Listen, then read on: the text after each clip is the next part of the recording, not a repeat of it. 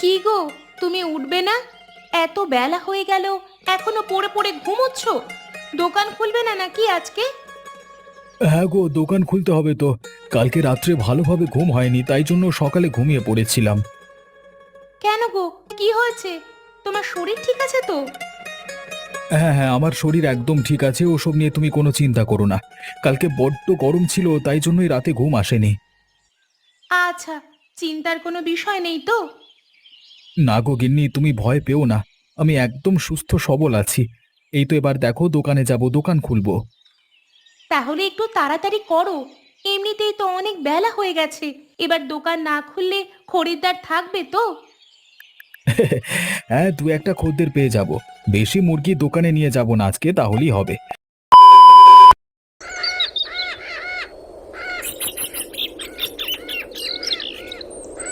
একটা ছোট্ট গ্রামে সুনীল ও তার বোন গরমের ছুটি কাটাতে এসেছিল। সে তার দাদুর বাড়িতে এসেছিল। তার দাদুর নাম হলো রমেশ। গ্রামের দৃশ্য আর প্রকৃতির জিনিসগুলো ওদেরকে টানছিল। রমেশ দাদুর ঘর গ্রামের পুরো মাঝখানে ছিল, তীর দেওয়ালের এবং উপরে টালির দেওয়া, এবং সামনে একটা ছোট্ট বারান্দা ছিল। বিকেলবেলা সুন্দর একটু হাওয়া দিত। কিন্তু প্রথম দিনই সুনীল আর রাধার কিছু গড়বড় লাগলো। গ্রামের সবাই চুপচাপ থাকে এবং তাদের ব্যবহার দেখেই তারা বুঝতে পেরে গেছে গ্রামের কিছু তো একটা চলছে। বিকেল হতে না হতেই তারা তিনজন মিলে উঠোনে বসে গল্প শুরু করলো। সুনীল বলল, চাচা, গ্রামে এত সুন্দর প্রকৃতি, আমার গ্রামে এসে খুব ভালো লাগছে। কিন্তু আমি একটা জিনিস খেয়াল করলাম, গ্রামের সবাই চুপচাপ থাকে। কিন্তু দাদু তখন বলল, সুনীল, দেখো, কারণটা হচ্ছে যে গ্রামে কিছু একটা আছে যেটা কেউ বাইরে বের করতে চায় না, তাই সবাই চুপচাপ থাকে। তখন সুনীল বলল, মানে কি চাচা? কিছু আছে নাকি এখানে? পুরনো কাহিনী বা কোনো রাজ? তুমি কিছু তো বলো। আমরা তো এখানে নতুন এসেছি, আমরা তো কিছু জানি না। তুমি কিছু জেনে থাকলে আমাদের বলো, আমরা সেগুলো ঠিক করার ব্যবস্থা করব। তখন দাদু বলল, কিছু তো একটা আছে যেটা অনেক বছর ধরে লুকিয়ে আছে, কিন্তু সেটাকে কেউ বার করতে চায় না। গ্রামে একটা নদী আছে, ওই নদীটা এখন শুকিয়ে গেছে, বুঝলে সুনীল? ওই নদীতে এমন একটা জিনিস আছে, ওই নদীর কাছে কেউ যেতে চায় না। তখন ওখানে কি এমন জিনিস আছে যে কেউ যেতে চায় না? তখন সুনীল বলল, দাদু, ওখানে কি এমন আছে? ওখানে কি আমরা যেতে পারি?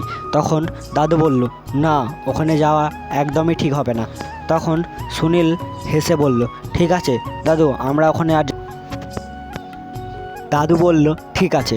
তার কিছুক্ষণ পর সুনীল আবার বলল, দাদু, শুকনো নদী আমার খুব ভাল লাগে, ওখানে একবার নিয়ে চলো না। তখন দাদু আবার বলল, না, ওখানে যাওয়া ঠিক হবে না, ওখানে অনেক একটা আছে। পুরনো জিনিসটা তোমরা দেখে ফেললে তোমাদের অনেক ক্ষতি হতে পারে। অনেক লোকেরা বলে ওখানে অনেক আওয়াজ হয়, ওখানে কিছু তো একটা জিনিস আছে, তোমরা ওখানে গেলে অনেক বিপদ হতে পারে। ওখানে কখনো হাওয়া দেয় না, কিন্তু অনেক হাওয়ার আওয়াজ আসে। ওখানে নদীতে জল নেই, কিন্তু অনেক সময় জলের স্রোতের আওয়াজ আসে। আমি চাই না যে তোমরা ওখানে গিয়ে কোনো বিপদ হোক, তো তোমরা ঘরেই থাকো।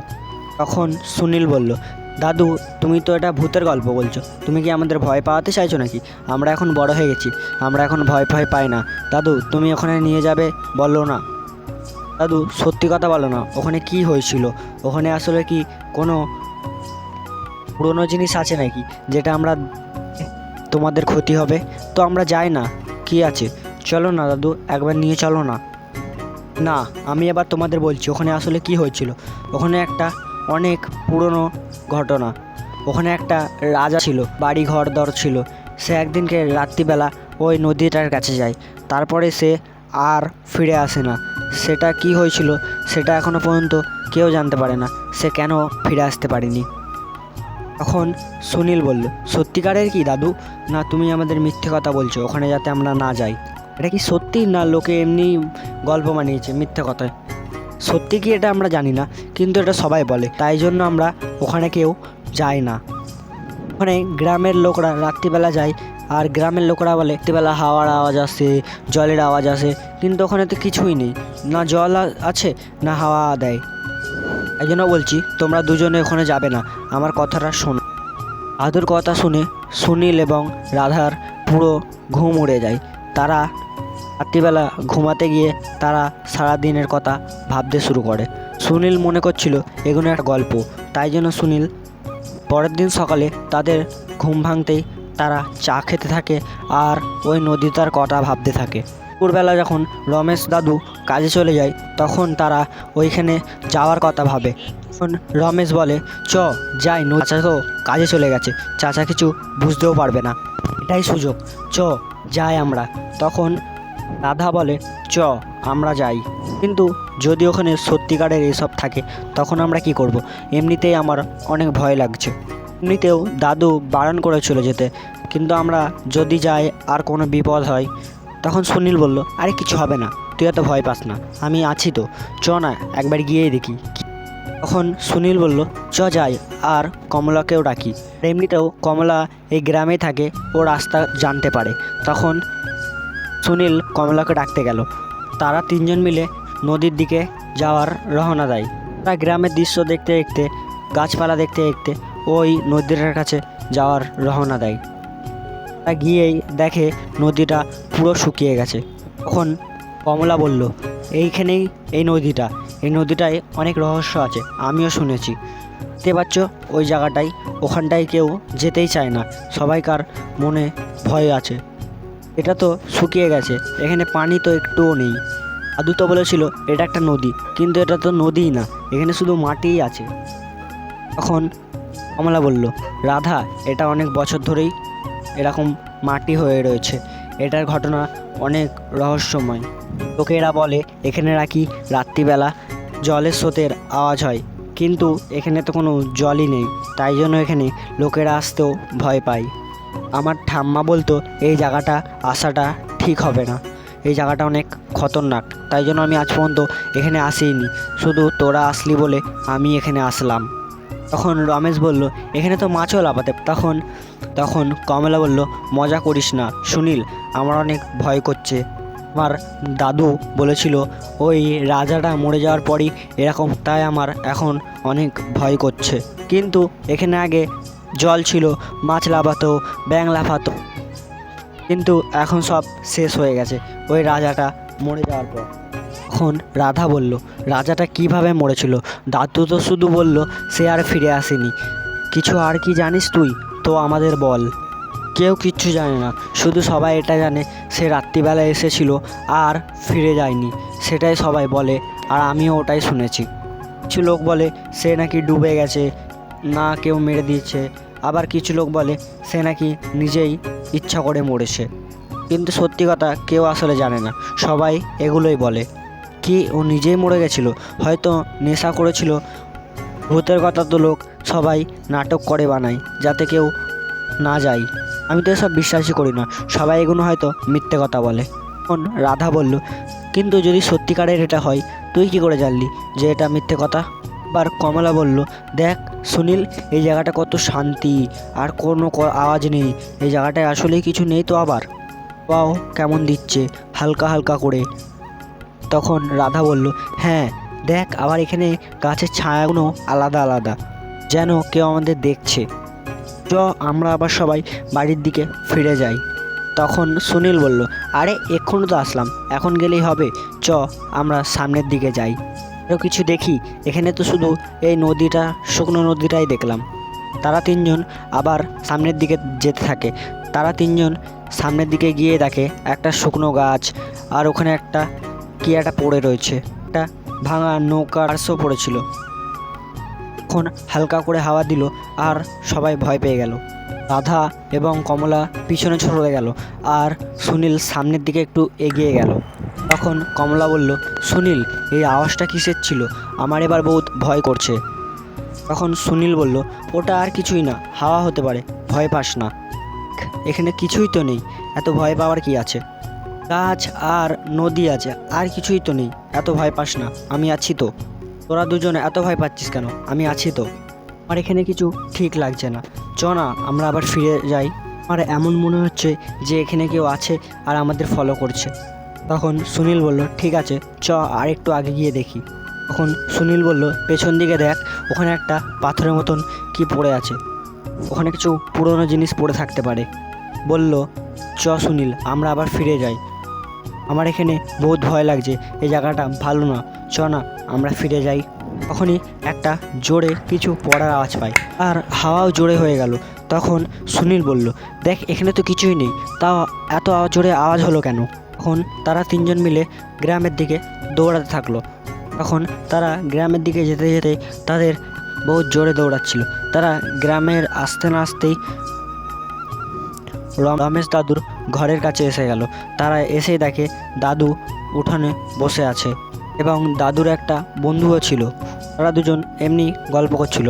তারা বাচ্চাদের দেখে অনেক ভয় পেয়ে গেল, তাদের মুখটা কেমন ভয় হলো। তাই দাদু জিজ্ঞেস করলো, কি হয়েছে তোদের? কোথায় গেছিলি তোরা এত ভয় পেয়ে রয়েছিস কেন? তখন সুনীল বলল, দাদু আমরা নদী দেখতে গেছিলাম, ওখানে আমাদের সাথে অনেক ভয়ঙ্কর ভয়ঙ্কর জিনিস ঘটেছে। দাদু ওখানে আসলে কি আছে আমরা সেটা দেখতে গেছিলাম। ওখানে একটা বহু জোরে জিনিস পড়ার আওয়াজ হলো, তোমার কথা আমরা শুনিনি, আমাদেরকে ক্ষমা করে দাও। দেখ আমি তো তোদের বারণ করেছিলাম, তার সত্ত্বেও তোরা কেন হচ্ছিস? তোদের তো কোনো ক্ষতিও হতে পারতো। দাদু সত্যিকারে বলছি, ওখানে আমরা গিয়ে দেখলাম জোরে একটা পড়ার আওয়াজ হলো, আর ওখানে কেমন একটা ধরনের হাওয়াও দিচ্ছিল। তুমি তো বললে ওখানে নাকি হাওয়া দেয় না। দাদু তখন বলল, আরে আমি তো জানতাম ওখানে কিছু একটা আছে, তো তোরা গেছিস কেন? তোদের তো আমরা বারণ করেছিলাম। তখন সুনীল বলল, দাদু আমাদের ক্ষমা করে দাও, আমরা আর যাবো না। যা তোরা এখন ঘরের ভেতর যা, তোদেরকে আমি ক্ষমা করে দিলাম। আর পরের দিন সকালেই তারা একটা গ্রামের সাধু বাবার কাছে যায়। সাধু বাবাটার কাছে গিয়ে তারা ওই জায়গাটার কথা জিজ্ঞেস করে। সাধু বাবাটা বলেন, ওই নদীটায় অনেক ভয়ানক জিনিস আছে, ওই নদীটার মাটিতে কিছু একটা পোতা আছে, তোরা কেউ ওখানে যেন ভুলেও যাস না। সুনীল মনে মনে ভাবে তারা তিনজন আবার ওখানে যাবে। তারা তিনজন আবার ওখানে চলে যায়। তারা গিয়ে মাটি খুঁড়তে থাকে। মাটি খুঁড়তে না খুঁড়তেই দেখে একটা জিনিস বেরিয়ে এসছে। তারপরে জিনিসটা দেখতে না দেখতেই দেখে তারা একটা সোনার বাক্স পেয়ে গেছে। সেই খুশিতে তারা ডান্স করতে থাকে আর গ্রামের সবাই দেখতে আসে। আর এখানেই গল্পটা সমাপ্ত হয়ে যায়। ভিডিওলে একটি লাইক করে দেবে। আহমেদপুর গ্রামে একটি অদ্ভুত গুজব ছড়িয়ে গিয়েছিল এক রহস্যময় বৃদ্ধ সাধু বাবার। তার জীবন নানান রকম বর্ষে ঢাকা, অতীত অজানার আধারে গঞ্চিত। তার পদার্পণের পর থেকে গ্রামে ঘনিয়ে আসতে শুরু করলো একের পর এক অলৌকিক ঘটনা। প্রথমে গ্রামের বাসীরা এসব বিশ্বাস করতে পারতো না। তখন অদ্ভুত কারো কাণ্ড কারখানা তারা বুঝতে পারলো। তখন তাদের মাথায় প্রথম ধাক্কা লাগে মন্দিরে। সাধু বাবা আশ্রয় নেয় গ্রামের প্রান্তে এক জীর্ণ মন্দিরে। তার আগমন কেউ স্বচক্ষে দেখেনি, তবে পরদিন সকালে মন্দিরের পথে পা বাড়াতেই চক্ষু চড়কে গ্রামবাসীদের সবাই তাকে দেখতে পেল। গ্রামবাসীদের পাশের বাগানে সব অজস্র ফুল বাগানের সব গাছগুলো ভাঙা। সবাই ভাবতে লাগলো ঝড়ও তো হয়নি, সব গাছগুলো কি করে পড়ে আছে। সেই বীক্ষণ পুরো গ্রামে ছড়িয়ে গেল। তার সেই বাবা একটি বটগাছের তলায় বসেছিল এবং সাধু বাবা একদিন সেই গভীর চিন্তায় একটি ইয়ের মধ্যে বসেছিল এবং তার অনেক মন্ত্রধ্বনি। সেই দিশা দেখে আতঙ্ক হলে ভয়ে মুখ্য লাগে প্রাণীর সবাইরা। দেখে অঘটন ঘটে সন্ধ্যায়। গাজরের ক্ষেতের ওপর রহস্যময় ঝলকানি ও কৌতূহলে কয়েকজন যুবক ছুটে যায় সেইখানে। তারা যা দেখে তার অবিশ্বাস্য নদী। তার সেই নদীর মধ্যে ভেসে উঠেছে এক অদৃশ্য মাথাহীন একটি ভূতের মাথা, এবং সেটি সবাই দেখতে লাগলো। ভালুক এগিয়ে যায়, পেরিয়ে যায় দানবের ছায়া। গ্রামবাসীরা প্রথমে এটিকে গাঁজাখড়ি গল্প ভাবলেও কিন্তু পরে তারাকে বিশ্বাস করতে হলো সাধু বাবার। তারপর সাধু বাবার আগমনে সব কণ্ঠে থেকে তেমন মশাভাবেই ঘটনা ঘটায়। তাদের মনে সন্দেহ দ্বারা এসব ঘটনাতে সাধু বাবাকে দেখে গ্রামবাসীরা সবাই এই ঘটনাকে বিশ্বাস করতে লাগলো। অনুভূত হয় পরের দিন গ্রামের এক বৃদ্ধ মানুষ, যে একদিন কৌতূহল মানুষের সাধু বাবাকে দেখেছিলেন, হঠাৎ যে সাধু বাবা নিখোঁজ হয়ে যান। সেই বৃদ্ধ মহিলা একটি বৃদ্ধ ফুলের চিহ্ন, সেই ফুলটি কেবল সাধু বাবার আশ্রমে দেখা যেত।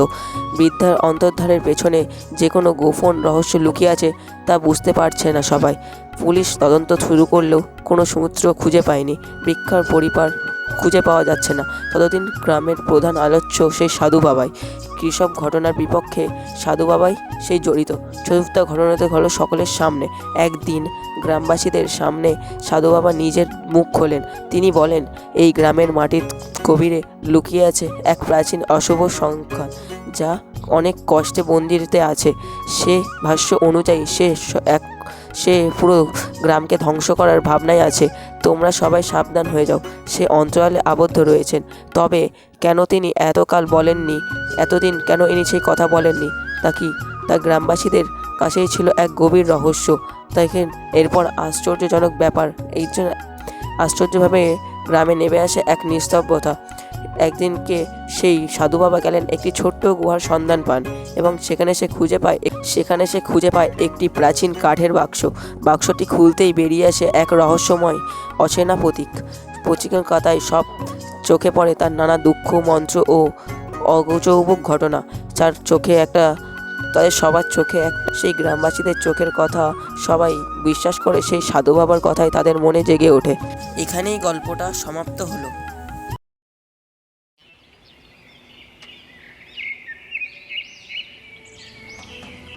এই এখানে পড়ে পড়ে মরার মতো ঘুমোচ্ছ কেন? হ্যাঁ, কাজকর্মে যাওয়া লাগবে না নাকি? বউ, এই সকাল সকাল কানের মাথা খাস না তো। সারা জীবন তো কাজ করে গেলাম, একটু শান্তি তো আর দিলি না। এখন আমাকে একটু ঘুমাতে দে। ও মা, বলে কি গো, তুমি আবার কাজ করলে কবে? আমাকে বাড়িতে আনার পর থেকে তো বসে বসে খাচ্ছ। ওই ভূত ভবিষ্যতে দু একদিন কাজে যাও, আর এমন ভাবে বলছো কেন? তুমি রোজগার করে আমাকে খাওয়াচ্ছ। না, তোকে নিয়ে আমি আর পারি না। বললাম সকাল সকাল ঝগড়া করবার কোনো ইচ্ছে নেই তোর সাথে আমার। যত সব। বউ, যা, যেখানে যাচ্ছিলি সেখানে যা, আমাকে একটু ঘুমাতে দে। না না না, ঘুমোলে চলবে না, উঠে চুপচাপ কাজে যাও বলছি। ওহ, কি অশান্তি, কি অশান্তি! এই গরমের মধ্যে কি কেউ কাজ করে নাকি? কেন, আমি কাজে যাচ্ছি না? আমি কি কাজ করি না? এই, তোর কাজ আর আমার কাজ কি এক রে? তুই তো মানুষের বাড়ির মধ্যে ঠান্ডা জায়গায় কাজ করিস, আর আমাদের তো রোদে পুড়ে পুড়ে কাজ করতে হয়। বুঝতে পেরেছি, তুমি আজ কিছুতেই কাজে যাবে না, তাই তো? তোমার সাথে কথা বলে আমার সময় নষ্ট করে লাভ নেই।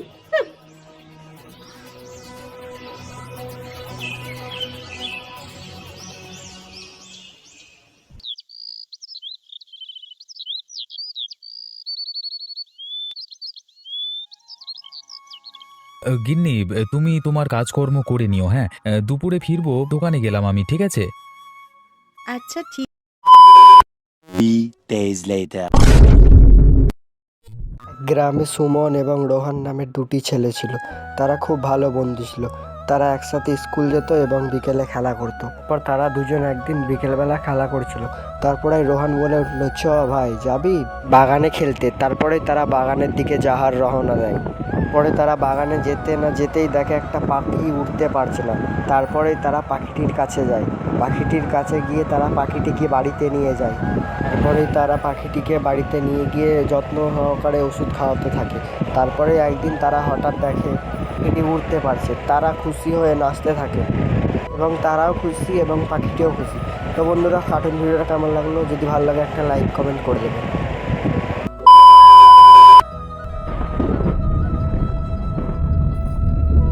কত করে বললাম এই অবেলায় আর বেরিও না, কি শোনে কার কথা?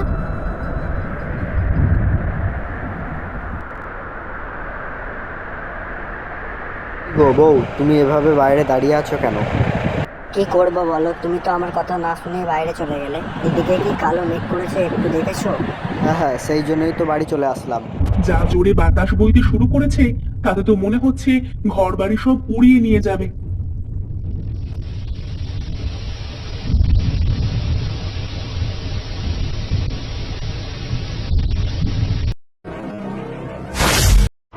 তারপর তারা ঘরে চলে যায়। পার্ট 2 দেখার জন্য চ্যানেলটিকে সাবস্ক্রাইব করো।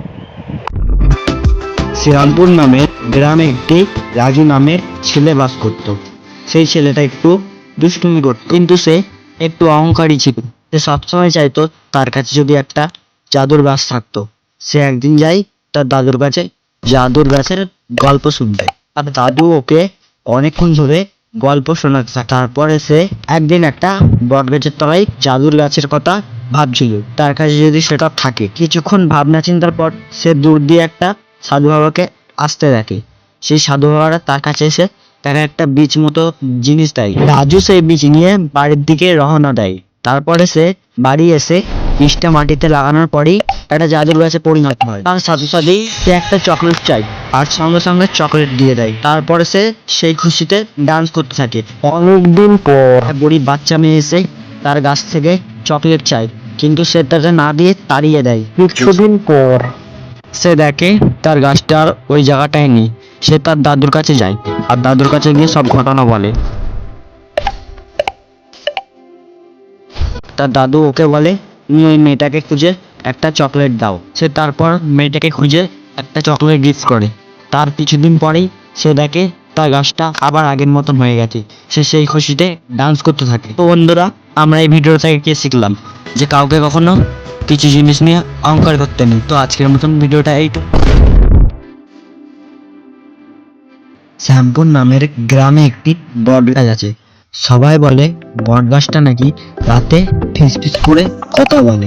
রবি ও মিঠুকে তার দাদু এই কথাটি বলেছিল। তারপর রবি মিঠুকে বলল, জানিস মিঠু, এই গাছটি নাকি রাতে কথা বলে। আরে ধুর, গাছ আবার কখনো কথা বলতে পারে নাকি? এক রাতে রবি ও মিঠু লুকিয়ে গাছের কাছে আসে। আচমকাই পাতার মাঝে শাঁসা শব্দ হয়। শুনতে পাচ্ছ? মিঠু তখন বলল, হ্যাঁ, শুনতে পাচ্ছি।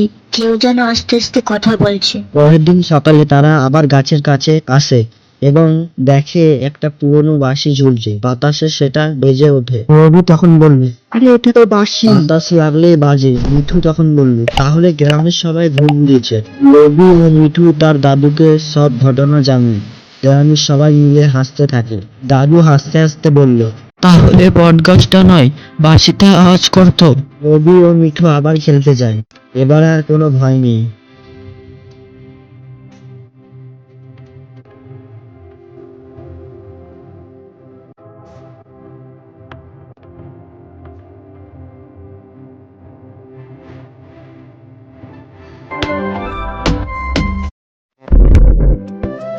রাজীব গ্রামের এক দুষ্ট ছেলে, যা খুশি তাই করতে ভালোবাসে। আলী চাচা গ্রামের একটি কৃষক, যার বেগুন খেতে কঠিন পাহাড়। রাজীব নিজের সাথে কথা বলছে, আহা কি সুন্দর বেগুন, একবার হাতে পেলে মজা করে ভাজি বানিয়ে খেতাম, কিন্তু চাচা আলী যদি দেখে ফেলে। রাজীব এটা ভাবতে ভাবতে বেগুন ক্ষেতের দিকে যাওয়া শুরু করলো। রাজীব বলল, আজ আমি চুরি করব, এক ঝুড়ি বেগুন নিয়ে আসবো। রাজীব লুকিয়ে খেতে ঢুকে চুপচাপ বেগুন ছিঁড়তে শুরু করলো। ঝিঝির পোকার ডাক, রাতের